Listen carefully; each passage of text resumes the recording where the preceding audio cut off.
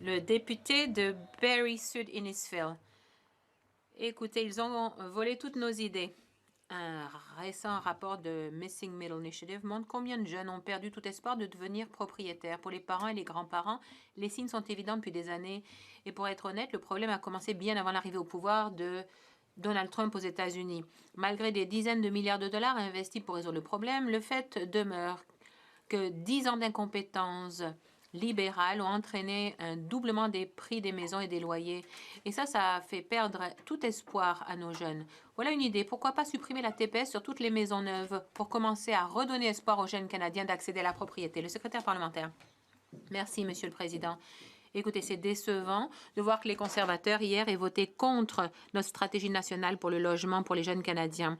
Mais de ce côté-ci, nous nous soucions véritablement du prix abordable des logements pour les jeunes Canadiens. C'est pourquoi nous avons la loi Maison Canada, dont la Chambre est saisie, qui va permettre de catalyser l'innovation et la construction pour faire baisser les prix pour les jeunes et tous les Canadiens.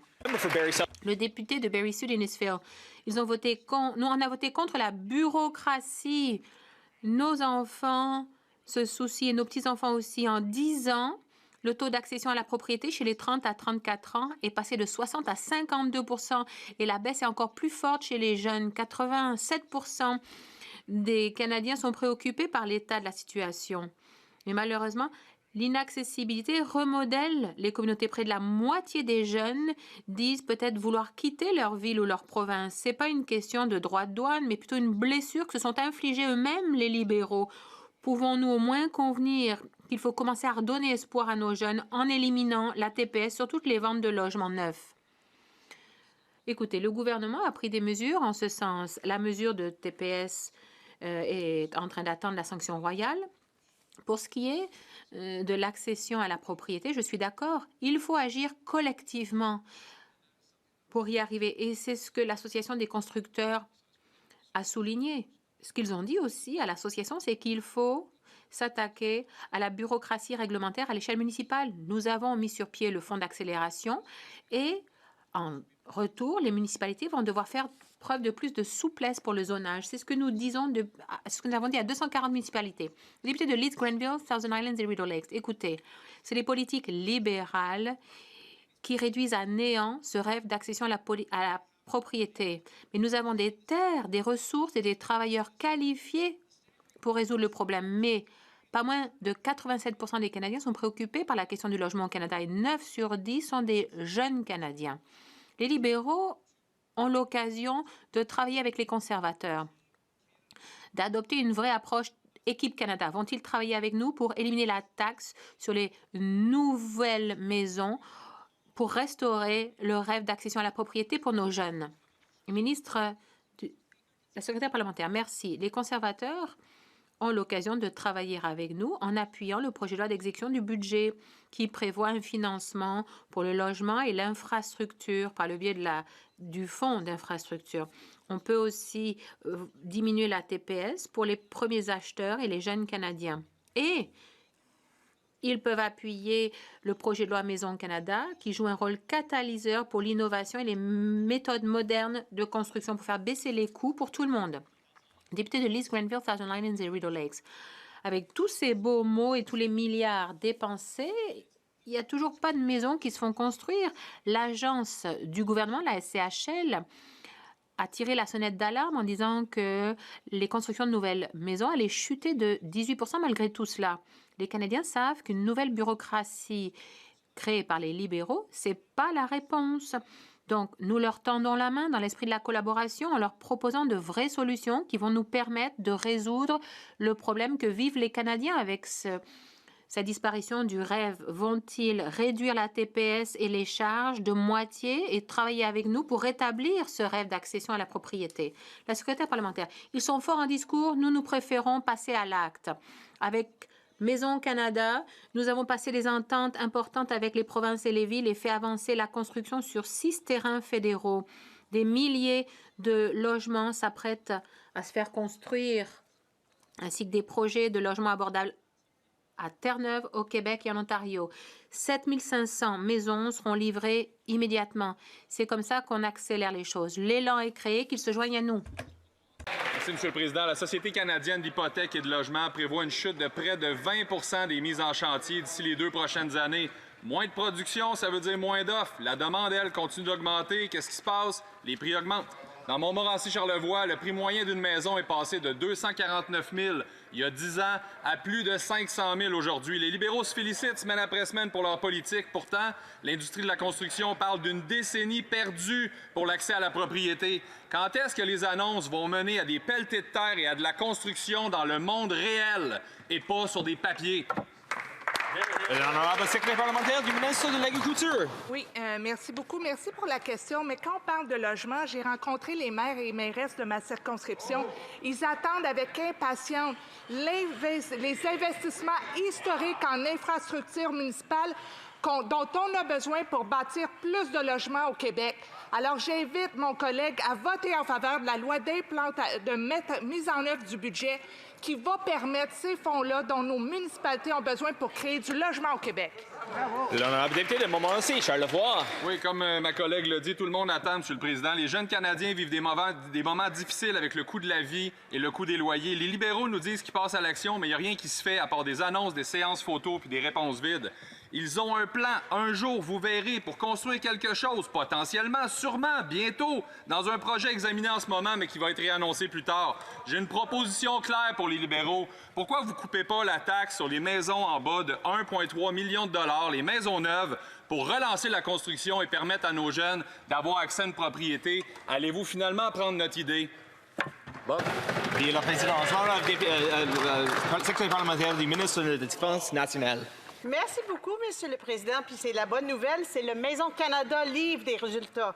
Dans les 100 premiers jours, nous sommes passés à l'action en incluant des ententes majeures avec des provinces et les villes, en faisant avancer 6 projets sur des terrains fédéraux vers la construction, dont un dans mon comté de Longueuil-Charlemagne. Oui, Monsieur le Président, le projet Longue-Rive à Longueuil construit plus que 1000 unités avec donc 40 des logements hors marché. Wow. C'est ça la livraison de marchandises. J'invite mes collègues à l'autre bord de partager les biens avec nous. Honorable député de Saint-Jean. Selon le gouvernement, 85 000 retraités sont victimes d'erreurs dans leur pension de vieillesse à cause du logiciel Curam. Ce même logiciel qui est rendu à presque 5 milliards en dépassement de coûts. 85 000 victimes, 5 milliards de fonds publics de plus que prévu, puis les libéraux font comme si le problème n'existait pas. Ils traitent 85 000 personnes comme si c'était des cas rares et isolés, puis ils pensent que c'est normal de défoncer le budget comme ça, sans explication. À quand une enquête publique et indépendante sur Curam? L'honorable secrétaire parlementaire.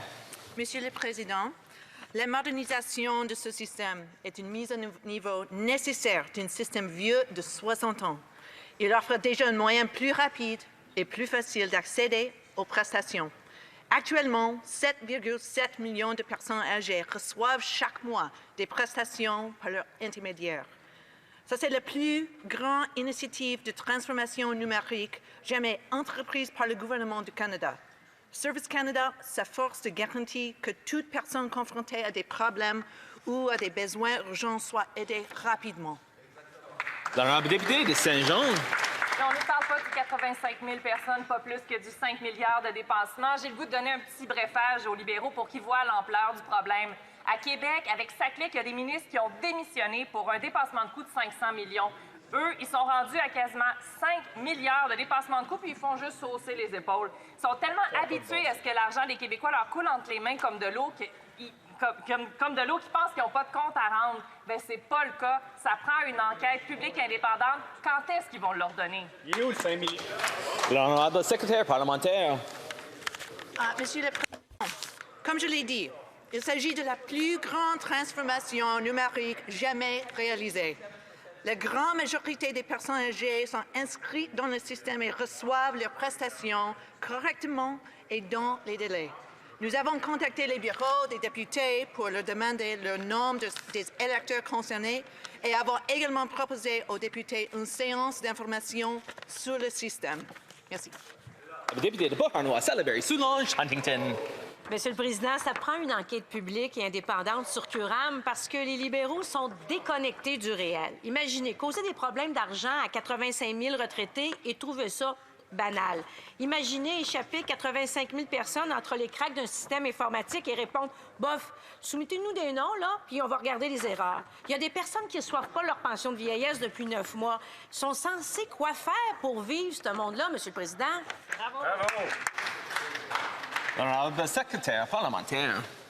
Monsieur le Président, notre gouvernement soutient toujours les personnes âgées, notamment grâce aux soins dentaires et à la nouvelle allocation pour l'épicerie. Le traitement des demandes de sécurité de VS est une priorité absolue et le ministère travaille d'arrache-pied pour y remédier. Le ministère a mis en place un plan d'action pour la sécurité de VS afin de mobiliser toutes les ressources disponibles pour régler ce problème. Merci. L'honorable député de York-Durham. Jour après jour, année après année, le rêve d'accession à la propriété s'éloigne de plus en plus pour les jeunes Canadiens. Le premier ministre avait promis 500 000 nouveaux logements, mais la SCHL a dit cette semaine qu'il n'y en a que 215 000 qui seront bâtis et le nombre va diminuer jusqu'en 2028 chaque année. Le premier ministre n'est-il pas d'accord avec la SCHL? Ou s'il est d'accord, va-t-il admettre qu'il a fait une promesse qu'il n'était jamais en mesure de tenir? Et on sait ce que c'est, ce genre de promesse non tenue. Le secrétaire parlementaire, c'est pour cela que le premier ministre et son gouvernement veulent construire plus de logements au Canada. C'est pourquoi nous avons proposé un projet de loi C20 qui va créer Maison Canada, qui nous permettra de bâtir plus de logements partout au pays. Nous avons embauché Aina Bailau, qui a les connaissances et l'expertise pour y arriver. Nous prenons des mesures concrètes. Nous ne nous contentons pas de belles paroles. Et je me réjouis de l'esprit de collaboration en face. C'est un bon signe. Travaillons ensemble pour bâtir plus de logements partout au pays. Le député de York-Durham. Écoutez, où sont les logements dont il parle? Il parle de construction, mais aucune action. Non seulement le nombre de mises en chantier va diminuer, mais la SCHL a dit que les prix des logements vont augmenter. Moins d'offres, plus de demandes et des prix plus élevés. C'est un véritable cauchemar pour les jeunes Canadiens. Il semblerait que le premier ministre a fait de belles promesses en campagne, mais c'était comme les mensonges de Roméo lorsqu'il a professé son amour à sa dulcinée. Nous proposons d'éliminer la TPS sur tous les nouveaux logements. Attention, même si on cite Shakespeare, il faut faire attention à ne pas être non parlementaire. Merci, Monsieur le Président. Merci à mon collègue pour cette excellente question. Lorsque je parle à mes commettants, à Fredericton Oromocto, ils me disent qu'ils apprécient que le Premier ministre et le gouvernement aient un plan pour diversifier nos exportations, encourager le commerce interprovincial et qui fait des investissements historiques dans l'infrastructure qui va permettre à tout cela d'aboutir. Une économie plus forte, plus de logements, des emplois plus d'emplois rémunérateurs et des carrières. Je me réjouis que les conservateurs veuillent travailler avec nous. Alors, mettons-nous au travail. La députée de London Fanshawe, Monsieur le Président, le rêve d'accès à la propriété s'éloigne pour les Canadiens. La SCHL nous prévient maintenant que la construction de logements va chuter au cours des 3 prochaines années. Une baisse de 18% des mises en chantier en 2028 par rapport à l'année dernière, même alors que les prix continuent d'augmenter. Parallèlement, près de la moitié des jeunes au Canada nous disent être forcés de quitter la communauté où ils ont grandi parce qu'ils n'ont plus les moyens d'y vivre. Quand le gouvernement va-t-il adopter un plan qui va supprimer la TPS sur toutes les maisons neuves et redonner aux jeunes l'espoir d'accéder à la propriété? Secrétaire parlementaire. Le député est nouveau. Je le félicite. C'est quelqu'un de très actif dans sa communauté. Je sais qu'il se soucie beaucoup aussi de l'accession à la propriété. Il a rencontré l'Association des constructeurs de London récemment. Ce qu'ils lui ont dit, c'est exactement ce que j'ai dit plus tôt, à savoir que la bureaucratie réglementaire à l'échelle municipale, c'est un des plus gros obstacles à la construction de logements. Alors, on va construire des logements, livrer le bon résultat aux Canadiens. Mais il faut pousser. Le fonds d'accélération nous permettra d'y arriver. London va dans cette direction, tout comme d'autres municipalités. Le député de London Fanshawe. Monsieur le Président, avec tout le respect que je dois, malgré les belles annonces et les séances photos, bien les données montrent quand même que nous ne construisons pas assez de logements pour répondre aux besoins. C'est en raison de cette offre insuffisante de logements que la SCHL prévoit que les prix vont augmenter. Cette semaine, j'ai rencontré les constructeurs dans ma circonscription. Ils me disent que c'est les taxes et les coûts réglementaires qui ont fait augmenter de 700%, qui ont augmenté de 700% en 25 ans, qui représentent désormais 30% du prix d'un logement neuf. À quel moment le gouvernement va-t-il reconnaître que ces charges sont un obstacle? Va-t-il adopter notre plan et supprimer la TPS? La secrétaire parlementaire, Monsieur le Président, notre gouvernement a un plan pour renforcer le Canada, pour créer de bons emplois partout au pays, pour attirer des investissements aussi partout au pays. Nous construisons, nous renforçons notre capacité industrielle, nous construisons des logements abordables, nous investissons dans notre avenir et nous allons aussi introduire une nouvelle politique acheter canadien. Nous serons notre propre meilleur client. C'est comme ça qu'on va pouvoir bâtir une économie plus forte. La députée de Samuel-Common, Okanagan Sud, Kootenay-West.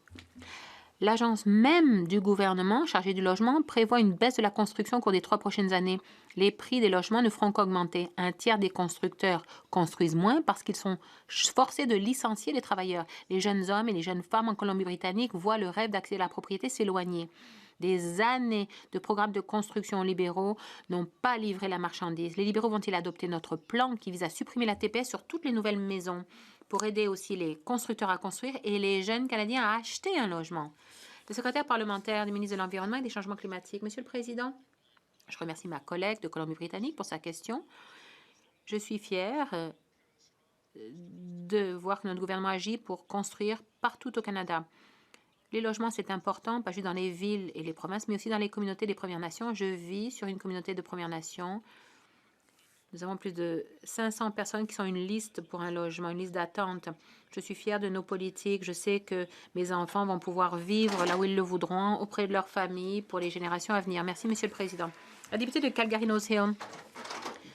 La SCHL vient de dire que d'ici 2028, le nombre de mises en chantier va baisser de 18,1 %. Entre-temps, les libéraux continuent de faire rentrer des travailleurs étrangers temporaires sans aucun plan pour forcer ceux qui ont des visas expirés à partir.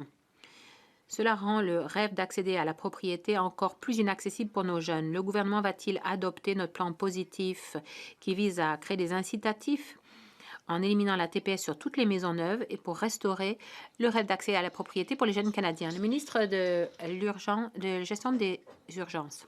Monsieur le Président, nous bâtissons grand. Nous bâtissons de nouveaux logements. Les conservateurs minimisent tout ce que nous avons fait jusqu'à maintenant, mais regardons les faits. À Calgary, Calgary est un leader reconnu pour ce qui est l'accélération des projets de construction grâce aux programmes fédéraux comme le Fonds d'accélération qui permet de bâtir des logements abordables dans des communautés résilientes. Si les conservateurs se souciaient vraiment du logement pour les jeunes, ils appuieraient notre plan qui va permettre d'arriver à de vrais résultats pour les Calgariens et les Albertains. Un député de Calgary-Nose Hill. Écoutez, les loyers ont doublé à Calgary. Ce n'est pas juste le rêve d'accéder à la propriété, mais les données montrent que les perspectives d'un bon emploi pour les jeunes sont très mauvaises. L'économie ralentit et maintenant l'intelligence artificielle modifie les postes niveau d'entrée. Pourquoi les libéraux continuent-ils de faire rentrer des travailleurs étrangers temporaires?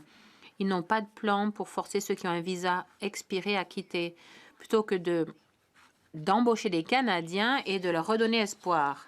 La ministre. Monsieur le Président, si on veut rendre la vie abordable, il faut créer des occasions et des opportunités. Chaque Canadien doit pouvoir avoir une bonne carrière. Notre plan fonctionne. Le mois dernier, en Alberta, près de 42 000 bons emplois à temps plein ont été créés. Des chèques de paye qui font en sorte que l'argent est réinvesti aussi dans les communautés. Au moment où les Canadiens veulent d'une vie plus abordable, il est temps pour les conservateurs d'arrêter de faire obstacle au projet de loi d'exécution du budget, qu'ils appuient un plan qui permette d'obtenir de vrais résultats. Les patriotes verts chers. Monsieur le Président, hier, le chef du Bloc québécois rencontrait le premier ministre. Il a insisté qu'il faut absolument mettre fin aux chauffeurs à rabais. Mais c'est pas gagné parce que non seulement le fédéral fait pas grand-chose dans le dossier, mais il fait même partie du problème. Post Canada a embauché pas moins de 25 compagnies qui font affaire avec les chauffeurs à rabais. Le fédéral nourrit la bête avec l'argent de nos impôts. Quand est-ce que les libéraux vont sortir les chauffeurs à rabais de nos routes, puis au lieu de leur sortir le chéquier? Bravo! L'honorable secrétaire du ministre des Publics Travaux. Merci, Monsieur le Président. Post Canada est fier de travailler avec de nombreuses compagnies de camionnage et de transport au Canada. Le PDG de Post Canada nous a garanti qu'il n'y avait pas de contact avec le modèle chauffeur à rabais. Tous les fournisseurs à contrat connaissent les attentes claires et le code de conduite à respecter. Il y a des conséquences en cas de non-conformité. Notre gouvernement s'attend à ce que Post Canada respecte ces normes. Merci, Monsieur le Président. Les patriotes verts chers. Merci, Monsieur le Président. Pour régler le problème, il faudrait peut-être commencer par admettre qu'il existe puis arrêter de l'encourager. Mais Post Canada fait affaire avec au moins 25 compagnies qui embauchent des chauffeurs à rabais. Monsieur le Président, on a soumis 10 solutions aux libéraux pour sortir ces dangers publics-là de nos routes, mais ça continue. Non seulement ils les appliquent pas, mais le fédéral engage les chauffeurs à rabais à Post Canada. Ça ramène une question fondamentale que toutes les familles et les victimes ont posée sans réponse. Pourquoi les libéraux veulent pas régler le problème? L'honorable secrétaire parlementaire du Travaux publics. Mr. Speaker, Merci, Monsieur le Président. Post Canada. collaborer avec de nombreuses entreprises de camionnage à travers le pays. Suffisant, le PDG de Post Canada nous a assuré que l'entreprise n'avait aucun lien avec le modèle Driver Inc. Tous les fournisseurs sous contrat recevoir des attentes claires, un code de conduite à respecter et les conséquences en cas de non-respect. En tant que gouvernement, nous entendons de Post Canada qu'elle respecte ces normes. Merci. L'honorable député de Portage-Lisgar.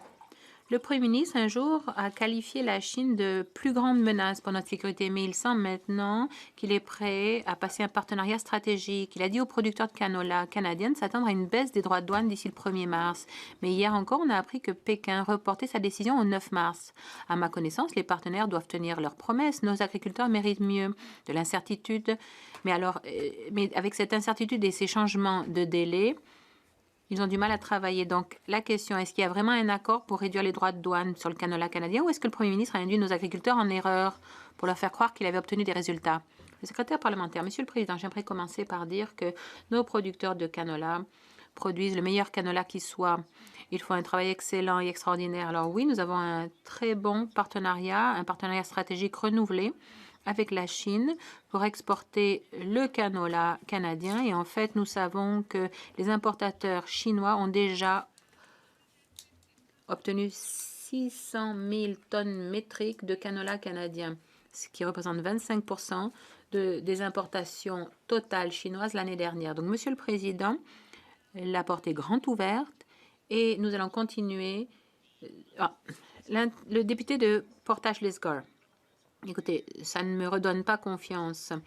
L'accord conclu avec Pékin ouvre la porte à 49 000 véhicules électriques chinois par an, ce qui met en péril notre sécurité et nos emplois dans le secteur automobile. Le Premier ministre avait assuré aux Canadiens que tout allait bien. Il nous a dit que les droits de douane sur le canola seraient réduits d'ici le 1er mars. Mais l'annonce faite hier que la Chine repoussait sa décision au 9 mars fait en sorte qu'on ne peut pas être sûr de quoi que ce soit. Les agriculteurs se trouvent donc dans l'incertitude. En échange de quoi? De belles séances photos et de fausses promesses. Nos agriculteurs peuvent-ils en fait s'attendre à une baisse des droits de douane ou est-ce que le Premier ministre a-t-il simplement trompé les agriculteurs pour faire des concessions sans rien obtenir en retour? La secrétaire parlementaire, Monsieur le Président, j'aimerais rassurer mon collègue. Le nouveau partenariat que nous avons passé avec la Chine est mis en œuvre. Nous avons reçu des commandes. Le commerce reprend avec la Chine et c'est une bonne nouvelle. J'invite mon collègue à peut-être nous contacter s'il veut plus de détails, mais le commerce a repris avec la Chine. Merci. Le député de Bow River, le commerce a repris, ça ne veut pas dire que les droits de douane vont être levés. Pékin a reporté sa décision concernant la réduction des droits de douane à quelques semaines seulement avant la séance des semis. Il faut une décision maintenant. L'année dernière, de nombreux agriculteurs, dont je suis, ont choisi de ne pas semer de canola en raison des droits de douane ou de l'effondrement des prix. Pourtant, le Premier ministre a dit aux Canadiens que les droits de douane seraient réduits à 15 % d'ici le 1er mars. Les libéraux ont promis d'agir, mais ils n'ont rien fait. Le Premier ministre a-t-il induit les agriculteurs canadiens en erreur? Le ministre du Commerce international. Monsieur le Président, nous n'allons pas nous arrêter jusqu'à ce que les relations commerciales normales aient repris. Nous enverrons du canola dans tous les marchés du monde, y compris en Chine. Le Premier ministre travaille d'arrache-pied. En ce sens, le Premier ministre s'est rendu en Chine pour aider à faire baisser les droits de douane sur le canola. Comme ma collègue l'a dit plus tôt, nous avons la chance d'avoir les meilleurs producteurs de canola qui existent. Il y a une véritable demande pour notre canola dans le monde entier. C'est pourquoi nous avons négocié des ententes commerciales avec les Philippines, l'Indonésie et d'autres pays. Nous allons exporter notre canola et continuerons de travailler. Le député de Regina, West-Canada. La semaine dernière, le mois dernier, dis-je, lors de sa visite à Pékin, le premier ministre a annoncé qu'il avait enfin conclu un accord visant à réduire les droits de douane imposée par la Chine sur le canola canadien. Il a même organisé une cérémonie de signature grandiose avec Xi Jinping devant des drapeaux canadiens et chinois. Mais hier, Pékin a déclaré qu'il reportait sa décision jusqu'au 9 mars. Alors, Monsieur le Président, Pékin se retire-t-il de l'accord ou le Premier ministre a-t-il induit en erreur les producteurs de canola canadiens à ce sujet? L'honorable secrétaire parlementaire. Monsieur le Président, je viens de répondre et rassurer mon collègue sur le fait que le commerce va reprendre avec la Chine. Et je veux également souligner que le ministre de l'Agriculture sera au Mexique la semaine prochaine pour ouvrir davantage de marchés. Nous avons ouvert des marchés pour la viande notamment. Et nous n'allons pas nous arrêter là, Monsieur le Président, parce que nous avons les meilleurs aliments du monde que nous allons exporter. L'honorable député d'Edmonton Nord-Ouest. Bien que le premier ministre ait annoncé que la Chine réduirait les droits de douane sur le canola d'ici le 1er mars, le ministère chinois du Commerce a révélé qu'il s'était seulement engagé à prendre une décision d'ici le 9 mars. Quel genre de maître négociateur est le premier ministre? Dans cette situation, les agriculteurs canadiens veulent connaître la vérité afin de pouvoir planifier leur culture cette année et garantir que les ménages canadiens puissent se permettre d'acheter des produits canadiens de qualité. Le premier ministre a-t-il induit les agriculteurs canadiens en erreur à ce sujet? L'honorable secrétaire parlementaire, le gouvernement travaille d'arrache-pied pour s'assurer que nous diversifions nos échanges commerciaux, que nous travaillons avec autant de pays que possible. Le ministre du Commerce international visite à l'heure actuelle des pays comme le Vietnam, il est aussi à Singapour, et le comité sur le commerce international a étudié 2 projets de loi qui portent sur le commerce avec l'Indonésie notamment et les a renvoyés à la Chambre pour que nous puissions aller de l'avant. Donc, nous travaillons pour les agriculteurs, y compris ceux qui produisent du canola, pour qu'ils aient de nouveaux marchés. L'honorable député de Carleton, récemment, il y a des coalitions pour les aliments sains à l'école et d'autres groupes qui ont parlé de l'impact du programme alimentaire scolaire sur les enfants. Lorsqu'il y a une motion qui a été proposée pour étudier ces impacts, les députés conservateurs et les députés du Bloc ont choisi de reporter les travaux sur cette motion avant même qu'il n'ait commencé. N'est-il pas opportun de reconnaître les impacts de ce programme et l'importance de poursuivre les travaux en ce sens? L'honorable secrétaire parlementaire, merci, Monsieur le Président, et merci à mon collègue de représenter les bonnes gens de Carleton. Les enfants ne peuvent pas apprendre quoi que ce soit s'ils ont faim. Le Breakfast Club of Canada a montré que le fait d'être bien alimenté réduit notamment l'obésité chez les enfants et aide les familles à avoir un plus important revenu disponible. Le Canada est le dernier pays du G7 à se doter d'un programme d'alimentation scolaire. C'est maintenant le cas. Le budget le rend permanent. Alors, c'est dommage que les conservateurs n'estiment pas qu'il est important d'étudier ce programme. L'honorable député de Dufferin, il y a un certain temps, les conservateurs ont adopté un projet de loi pour régler un problème qui a trait aux agents de bord. Et donc, Nous avons proposé un projet de loi sur la question, mais les libéraux ont dit qu'ils préféraient attendre. Alors, pourquoi les libéraux ne croient-ils pas les agents de bord qui disent travailler gratuitement au lieu de commander étude après étude sur le sujet? L'honorable secrétaire parlementaire, personne ne devrait travailler pour rien dans ce pays, donc nous prenons au sérieux les allégations concernant du travail non rémunéré. Nous prenons au sérieux cette question en ce qui concerne l'industrie aérienne et nous allons nous assurer que le Code canadien du travail est respecté. Les travailleurs doivent être payés pour toutes les heures travaillées. L'honorable député, oui, l'étude qui a été commandée n'a résulté que dans le fait de conclure qu'il fallait une autre étude. Voici les faits. Il y a quelqu'un qui a témoigné en comité qui a demandé si les libéraux allaient maintenant réclamer une étude pour confirmer que l'eau est mouillée. Donc, il s'agit toujours de demander d'autres études. Les conservateurs savent que les agents de bord travaillent sans être rémunérés. Alors, pourquoi ne pas voler nos idées sur la question et aider les agents de bord au lieu de commander une autre étude sur la question? L'honorable secrétaire parlementaire, nous confirmons la validité du travail que nous faisons. Nous voulons davantage de données. La phase 2 permettra de recueillir davantage de données de la part des compagnies aériennes et des syndicats pour vérifier si les employeurs respectent le Code canadien du travail. Et c'est important d'avoir des éclaircissements sur la structure de la paye des agents de bord pour voir s'il y a respect du Code canadien du travail. L'honorable député d'Île du Nord, Powell River, dévastés, anxieux, craignant ce que l'avenir leur réserve. C'est sans doute ce que ressentent les 25 000 Canadiens qui ont perdu leur emploi le mois dernier. Ce sont des personnes qui, comme tous les Canadiens, même lorsque ces personnes avaient un emploi, donc avaient déjà du mal à payer leur alimentation et leur loyer, à joindre les deux bouts. Et donc, aujourd'hui, ces personnes sont confrontées à une crise du coût de la vie, mais ont également perdu leur emploi. Le premier ministre avait promis l'économie la plus dynamique du G7, mais ces politiques produisent-elles autre chose que des pertes d'emploi, des déficits massifs et des denrées alimentaires? Je rappelle aux députés qu'ils devraient occuper leur propre siège lorsqu'ils posent des questions. Je cède maintenant la parole au secrétaire parlementaire. À l'ordre. Je demande aux députés de faire preuve d'une certaine retenue dans leurs commentaires.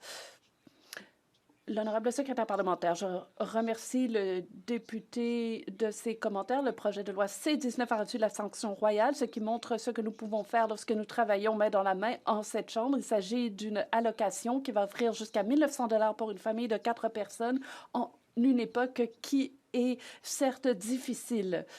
Donc, je demande aux députés de s'élever au-delà des considérations politiques et de faire écho à ce qu'a dit l'ancien premier ministre Harper, de travailler tous ensemble. L'honorable député de Île-du-Nord, Powell River.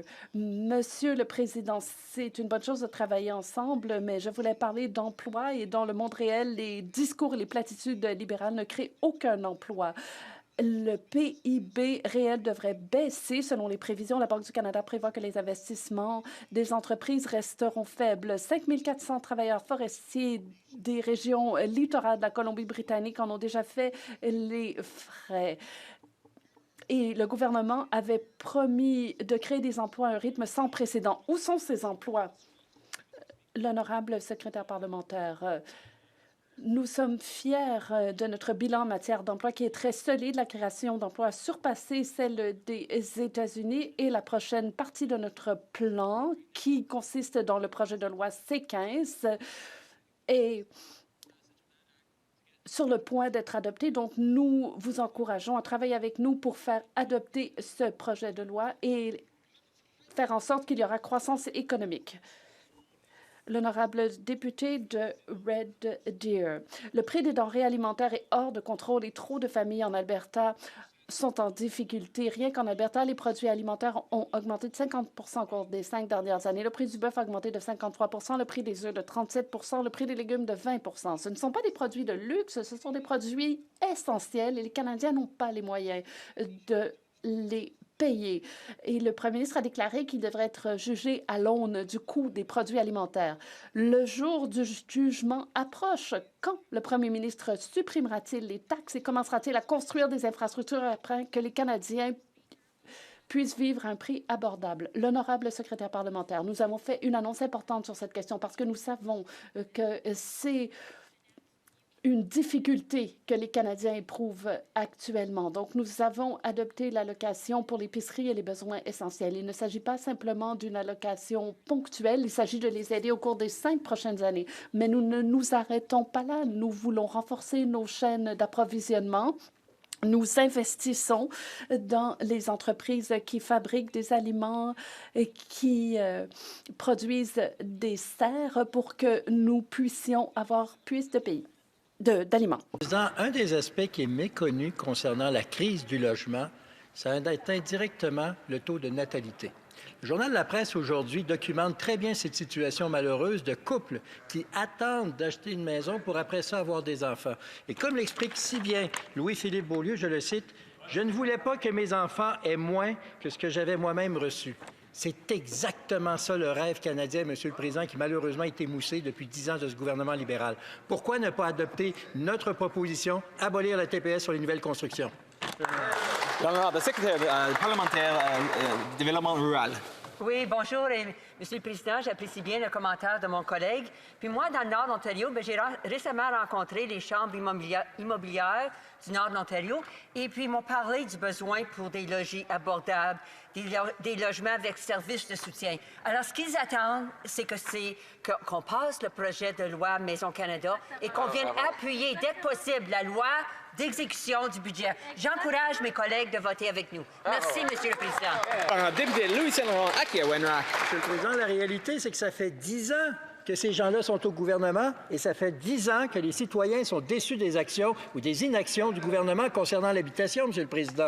Et c'est pas même c'est pour ce qui s'en vient, ce ne sera pas mieux, Monsieur le Président. La SCHL prévoit une réduction de 18 de la construction domiciliaire. Et il faut prendre le taureau par les cornes, Monsieur le Président. Il faut absolument avoir une approche positive pour les citoyens. Pourquoi ne pas adopter notre proposition? Abolir la TPS pour les nouvelles constructions, ça va toucher directement tous les acheteurs canadiens. Le secrétaire parlementaire du ministre de la Culture. Monsieur le Président, on est d'accord que les maisons, c'est important et le logement abordable. 100 jours de Maison Canada et qui livrent des résultats. Entente avec les provinces, dont le Québec, pour passer à l'action. 6 projets sur les territoires fédéraux vers la construction. Des milliers de logements, dont à Longueuil, au Québec, Nouvelle-Écosse, Ontario. 7500 nouveaux logements. Alors, il faut faire passer le budget pour qu'effectivement, on puisse avoir des logements abordables, Monsieur le Président. L'honorable député de Richmond-Arthabasca. Merci, Monsieur le Président. Toute la semaine, j'ai posé des questions sur le système CURAM. Ce fiasco financier qui était supposé coûter 1,6 milliard, qui termine à 6,6 milliards. Ce fiasco qui laisse 86 000 aînés qui attendent leur argent. La réponse que j'ai eue à répétition, donnez-moi des noms. Sérieusement, c'est ça le leadership libéral. Je vais donner une dernière chance à la ministre de ne pas répondre de lui donner des noms. Si elle me répond encore de donner des noms, ça va être de prouver l'incompétence. Quelle preuve de leadership va-t-elle me donner? Bravo. Le secrétaire parlementaire. Monsieur le Président, comme je l'ai dit, il s'agit de la plus grande transformation numérique jamais réalisée. La grande majorité des personnes âgées sont inscrites dans le système et reçoivent leurs prestations correctement et dans les délais. Nous avons contacté les bureaux des députés pour leur demander le nom des électeurs concernés et avons également proposé aux députés une séance d'information sur le système. Notre gouvernement soutient toujours les personnes âgées, notamment grâce aux soins dentaires et à la nouvelle allocation des épiceries. Le député de Richmond-Arthabasca. Monsieur le Président, honnêtement, je suis sans mots. Désolé, là, mais ils viennent vraiment de prouver leur incompétence. Ils viennent de prouver le manque de respect envers les aînés. Ils viennent de prouver le manque de respect envers les Canadiennes et Canadiens qui ont payé 5 milliards de trop. Ils viennent de prouver que, dans le fond, les libéraux, là, c'est l'élite, puis ils se foutent du peuple. Je vais continuer à me battre. Je n'ai pas de questions, Monsieur le Président. C'est l'incompétence. À moins que le ministre me démontre qu'il a mis une cellule de crise en place pour régler le dossier. Sinon, qu'il reste assis. L'honorable secrétaire parlementaire. Monsieur le Président, le ministère travaille à la mise à jour d'un système vieux de plusieurs décennies afin de pouvoir traiter plus efficacement les demandes pour les décennies à venir. 7,7 millions de personnes âgées reçoivent leurs prestations en temps et le ministère travaille avec urgence pour traiter les demandes en retard. Merci. Prescott, Russell, Cumberland. J'ai de bonnes nouvelles, Monsieur le Président. Suite à une collaboration sans précédent, le projet de loi C-19 a reçu la sanction royale. En conséquence, 12 millions de Canadiens vont recevoir un soutien essentiel pour les aider à payer pour leur épicerie et pour d'autres produits essentiels. Les Canadiens s'attendent à ce que nous mettions la partisanerie de côté et que nous adoptions la loi de mise en œuvre du budget.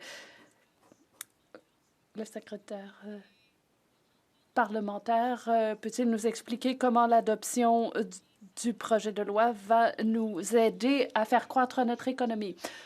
L'honorable secrétaire parlementaire, la députée apporte une contribution exceptionnelle sur des questions économiques. Elle est une entrepreneure en technologie pour 2 entreprises et elle comprend qu'il faut jeter les bases d'une économie solide. C-19 a reçu la sanction royale. 12 millions de Canadiens en ont bénéficié et nous allons aller plus loin et jeter les bases de l'avenir de ce pays grâce au budget.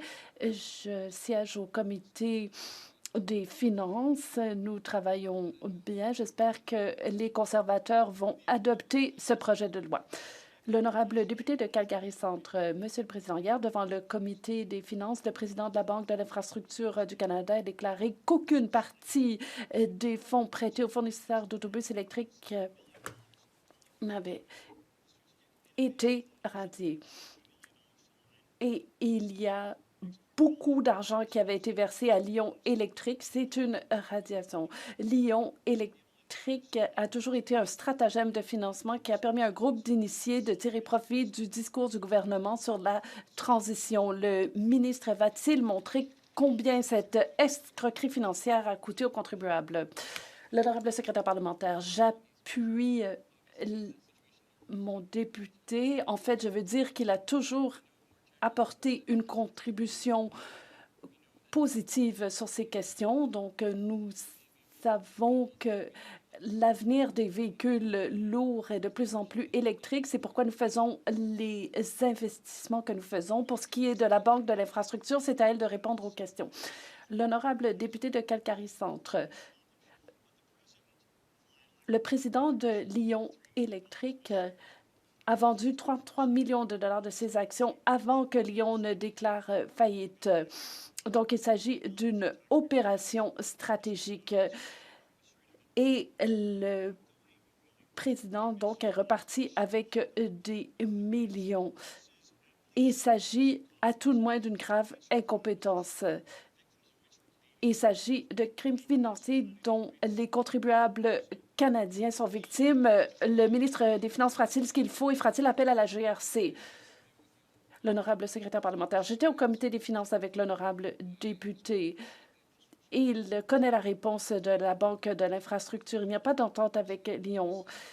En fait, ce qui s'est passé avec la faillite de Lion, c'est regrettable, mais ces autobus qui devaient être fournis sont sur la route. Et c'est une autre entreprise qui en a eu la direction. Donc, des audits sont requis. On peut regarder les audits. La vérificatrice générale pourra se pencher sur la question. L'honorable député d'Edmonton-West, il y a des travailleurs illégaux qui travaillent sur des projets d'infrastructure en Alberta et parfois ils sont victimes de toutes sortes de situations abusives, notamment des conditions de travail qui ne sont pas sécuritaires. Et j'ai présenté des preuves de cette corruption. Pourtant, aucune mesure n'a été prise. Nous avons tenté une étude en comité sur cette question qui a été bloquée par les libéraux. Alors, pourquoi le gouvernement se range-t-il du côté des entreprises qui utilisent des travailleurs illégaux? L'honorable secrétaire parlementaire. Merci, Monsieur le Président. Nous avons beaucoup de respect pour toutes ces personnes qui travaillent à construire des infrastructures importantes au Canada. Nous nous attendons à ce que tous les employeurs suivent les règles pour faire en sorte que les Canadiens soient tous en sécurité. Nous allons continuer à faire en sorte que ce soit le cas. Monsieur le Président, j'ai également de bonnes nouvelles pour vous aujourd'hui. Le projet de loi C-14, la loi sur la réforme de la mise en liberté sous caution, continue de progresser. Des premiers ministres, des maires, des forces de l'ordre de tout le pays ont demandé au Parlement d'adopter ce projet de loi rapidement pour qu'il puisse s'appliquer rapidement. Le secrétaire parlementaire du ministre de la Justice peut-il nous parler des progrès qui ont été réalisés en ce qui concerne ce projet de loi C-14? L'honorable secrétaire parlementaire. Je remercie mon collègue de sa question. Notre nouveau premier ministre libéral s'est fait donner un mandat clair par les Canadiens, c'est-à-dire de renforcer les peines et de faire en sorte que les récidivistes violents demeurent derrière les barreaux. Après des mois d'obstruction par le gouvernement conservateur au comité qui a pris en otage le projet de loi C-14, la semaine dernière, finalement, le projet de loi a pu aller de l'avant et en est à la dernière étape de la troisième lecture. Alors, j'exhorte les conservateurs à appliquer ce projet de loi qui va rendre nos communautés sécuritaires. Monsieur le Président, le programme d'innovation dans les collèges et la communauté soutient des centres de recherche comme Novica, Bioptère, Optech à la Pocatière. Ces centres permettent à des entrepreneurs d'innover et de créer des emplois en région. Pourtant, le gouvernement va couper 30 % de leur budget. En même temps, il jette plus de 6 milliards de dollars dans le fiasco Curam et continue de dépenser des milliards en consultation avec une gestion économique qui laisse toujours des dettes et moins de résultats. Ça n'a tout simplement aucun bon sens. Ma question est simple. Pourquoi est-ce que les libéraux coupent dans la recherche et l'innovation au lieu de couper dans les dépenses injustifiées? L'honorable secrétaire parlementaire. Précis la question. Nous savons que les collèges font de la recherche très importante et que leur connexion avec les entreprises et la recherche avec laquelle la propriété intellectuelle reste avec les entreprises, avec la recherche des collèges, c'est très important. Nous en reçu des revendications à propos de ce programme et nous sommes en bonne conversation avec les collèges à propos de ce programme. Member for Courtney Alberni. L'honorable député de Courtney Alberni.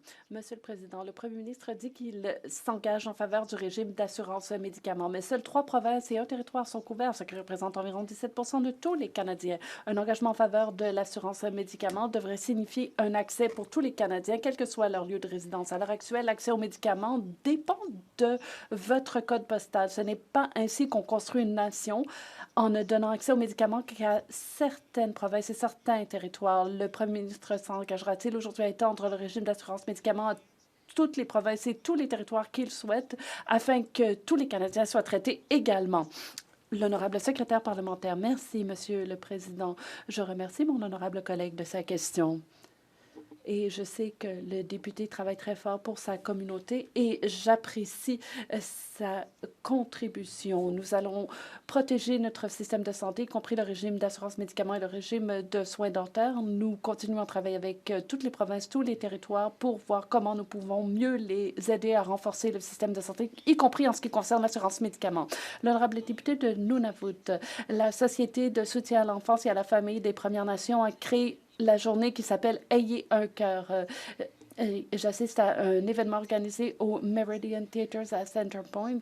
Donc, il y a 700 élèves qui participent à ce magnifique événement. Lancé en 2012, la campagne invite les élèves à écrire des lettres au Premier ministre pour dénoncer les injustices dont sont victimes les peuples autochtones. Le Premier ministre répondra-t-il à ces appels et agira-t-il enfin pour garantir l'équité envers les peuples autochtones du Canada?